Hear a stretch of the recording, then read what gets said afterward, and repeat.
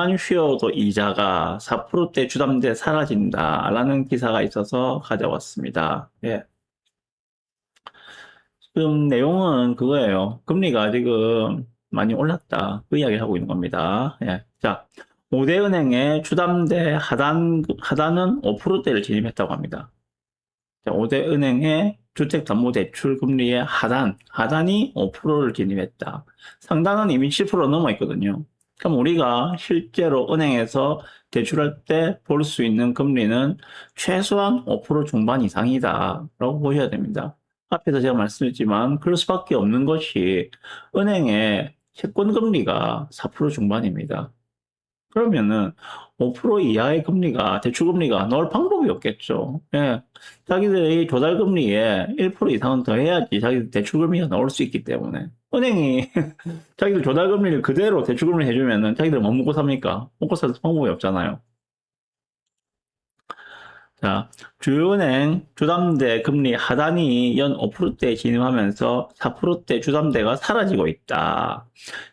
그리고 또 하나, 한국은행의 기준금리 인상 가능성과 은행권의 가계대출 총량 관리가 맞물리면서 대출금리 상승세는 당분간 지속될 전망이다. 자, 현재 팩트는, 예, 주요 시중은행, 5대 은행이라는 거죠. 주요 시중은행의 주담대 금리는 5% 중반을 보셔야 된다. 이게 팩트고요. 그런데 앞으로는 어떻게 될 것인가? 자, 내일 목요일 맞죠? 예, 내일 한국은행의 금융통화위원회가 열립니다. 이제 한국의 기준금리 결정을 하는데, 현재 기준금리 2.5%로 계속 동결이 되어 왔는데, 이번에는 0.25% 인상이 유력하다고들 이야기를 하고 있습니다. 그러면 0.25가 올라가면은 한국의 기준금리는 이제 2.75%가 됩니다.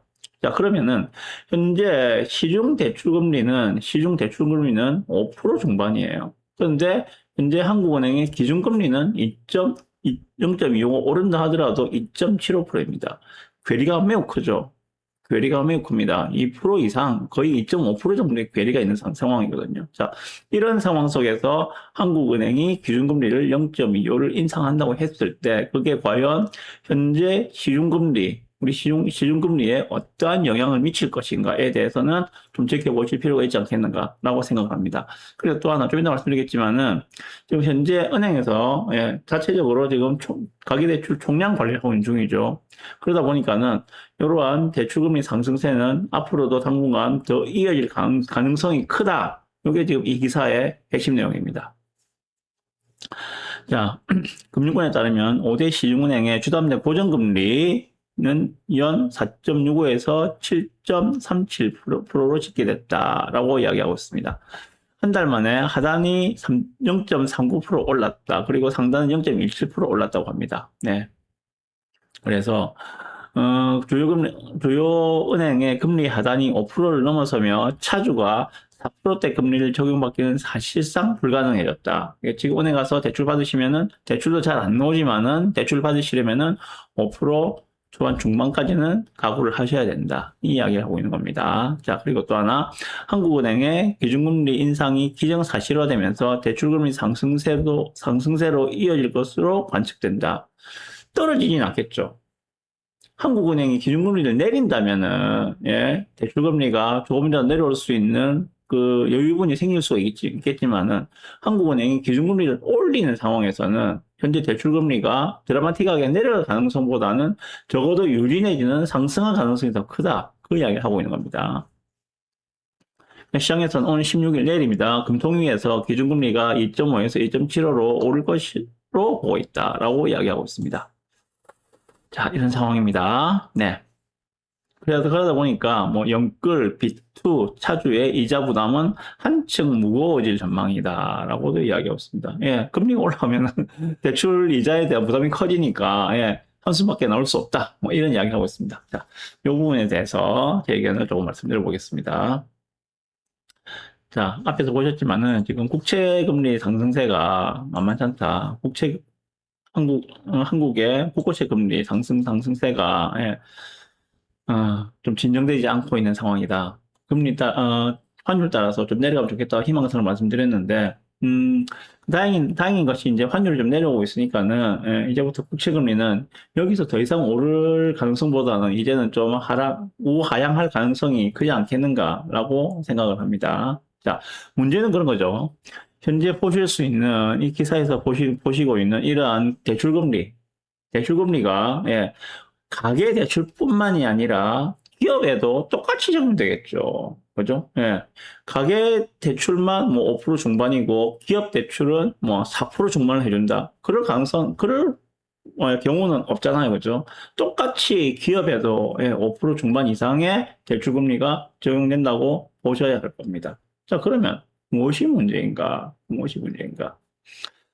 기업들 치고 대출 없이 그 기업 하시는 분들은 거의 없죠. 예, 전부 다 은행 돈을 빌려가지고 예, 기업을 운영하고 있는 분들이 대다수라고 저는 알고 있습니다. 뭐 무차익 경영하시는 분들 있을 수 있겠지만은 대부분의 그 중소기업들은 대기업도 마찬가지입니다만은 대부분의 기업들은 은행에서 대출을 받아서 예, 기업을 운영을 하고 있는 것으로 알고 있습니다. 자, 그러면은 현재 고환율, 그리고 고유가로 원자재 가격이 올라 있는 이런 상황에서, 네, 당연히 기업의 수익성은 악화돼 있겠죠.